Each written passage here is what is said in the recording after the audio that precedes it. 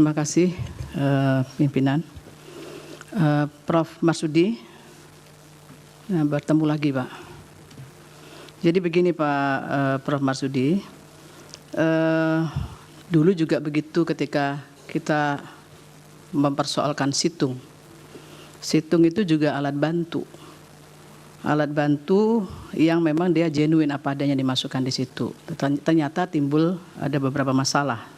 Oleh karena itu mestinya kalau alat bantu itu kan harusnya membantu kita untuk melihat sejauh mana transparansi terkait dengan perolehan suara itu.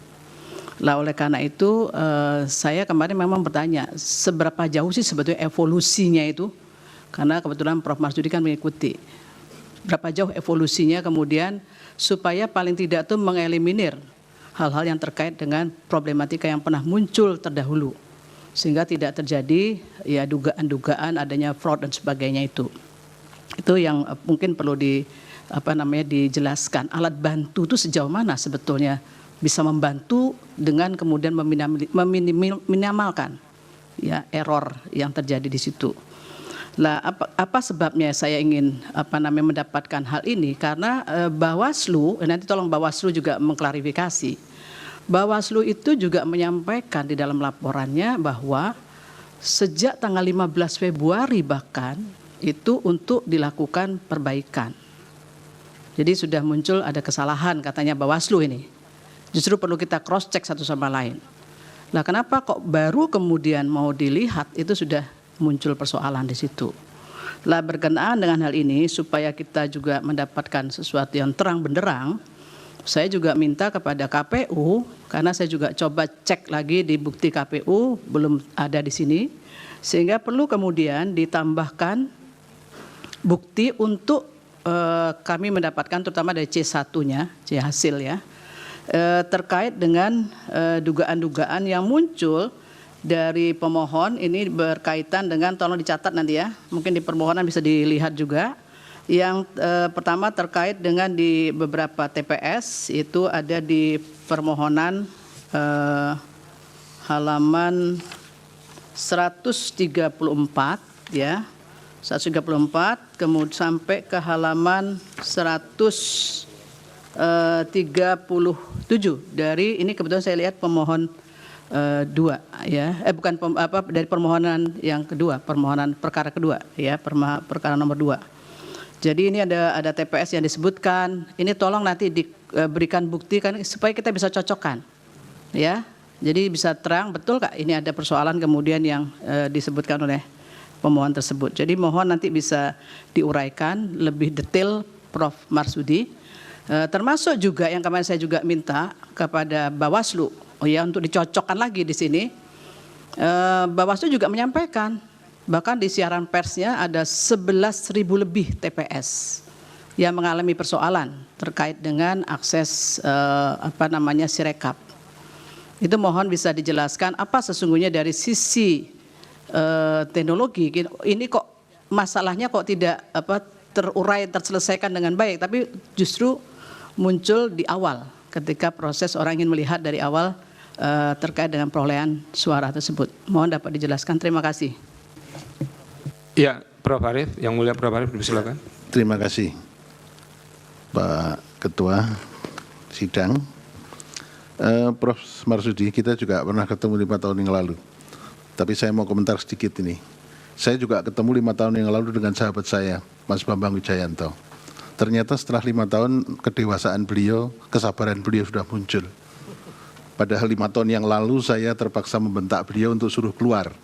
Tapi sekarang begitu Prof. Saldi atau Pak Ketua bilang, Pak Bambang sudah selesai, sekarang sabar sekali dan sangat patuh terhadap hakim. Terima kasih Mas Bambang.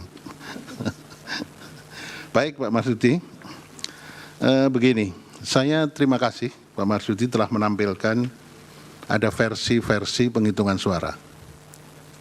Ya, versi-versinya ada yang di Sirekap, ada versi quick count, ada versi dari penghitungan manual yang dilakukan oleh para pemerhati LSM. Dan itu ada kesimpulan yang juga menarik ya. Terus begini, Sirekap itu hampir sama dengan Situng peristiwanya, menjadikan masalah, terjadi curiga di antara kita. Sehingga kita melihat, mestinya kan alat bantu itu bisa membantu kita supaya juga bisa diketahui hasilnya secara cepat dan tidak ada kecurigaan di antara kita. Mestinya kan begitu KPU ya, Pak Hasim ya. Ini kebetulan Pak Hasim asisten saya, dosen di Undip. Jadi kalau Pak Hasim nggak benar, saya juga malu sekali ini.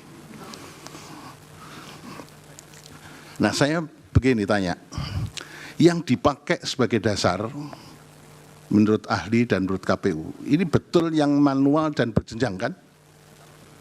Nah, kalau begitu kita sekarang ini apakah betul meributkan sesuatu yang sebetulnya nggak dipakai?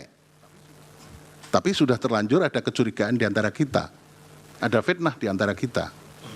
Nah, untuk bisa ngecek penghitungan secara manual, tadi sudah disinggung oleh Pak Magdir, Pak Dr. Magdir, kalau manual berjenjang itu cara ceknya gimana? Kan tadi Pak Magdir mengatakan bisa juga secara diotak-atik C1-nya yang manual itu.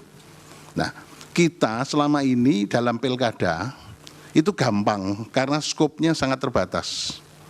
Kita cek di C1 plano ya. Kalau sekarang dipakai C1 hasil plano. Gimana Pak Hasim itu? C hasil plano. C hasil plano kalau itu. Kan kita mestinya bisa ngecek melalui C1 hasil plano. Pertanyaan saya, kenapa yang difoto Pak Ahli? Yang difoto itu kan bukan C hasil plano. Tapi yang difoto itu kan C hasil yang lembar kecil ya Pak Hasim, betul kan? Izin majelis menjelaskan. Gimana itu? Jadi yang difoto dan diunggah di Sirekap dan kemudian ditampilkan dalam info pemilu itu C hasil yang plano. Oh di plano ya. Jadi, jadi itu sudah betul yang difoto mestinya itu. Betul. Jadi nah, kalau begitu apakah kita Indonesia itu begitu besar? TPS-nya itu ribuan. Nah sekarang kalau kita mau ngecek C1 hasil plano, itu caranya bagaimana? Ini kan susah sekali dilakukan. Indonesia itu sangat besar sekali, banyak TPS-nya, sehingga kalau saya selama 12 tahun ini ngadili pilkada, mudah. Karena apa? Skopnya kecil, jumlah TPS-nya terbatas. Sehingga kita bisa menentukan secara akurat ini terjadi masalah. Tapi di Indonesia itu begitu luas, kita susah sekali. Maka dibutuhkan etiket baik dari jajaran KPU penyelenggara, termasuk jajaran Bawaslu, dan jajaran semua pihak. Dalam rangka untuk membangun negara Indonesia yang demokratis. Nah ini yang jadi masalah. Oleh karena itu, saya sampaikan berikutnya kepada ahli. Ahli tidak hanya untuk sekarang, untuk ke depan. Supaya kita betul-betul bisa menghasilkan pemilu yang demokratis dalam arti memenuhi pasal 22 yang jujur, adil, fair. Itu dengan menggunakan teknologi kayak begini, supaya tidak terjadi saling sengkarut di antara kita, tidak ada fitnah di antara kita, itu sistem yang harus dibangun bagaimana? Dan sistem sekarang itu bagaimana? Tadi saya senang sekali ada perbandingan-perbandingan, ternyata itu selisihnya juga tidak ada masalah dan sebagainya. Tapi ini kita semua bisa melihat bahwa ada beberapa hal yang harus diperbaiki oleh KPU. Kita harus melihat etiket baik KPU. Karena apa? Karena persoalan-persoalan yang terjadi sekarang ini itu sangat berbahaya untuk keutuhan NKRI. Karena hasilnya. Nah itu saya minta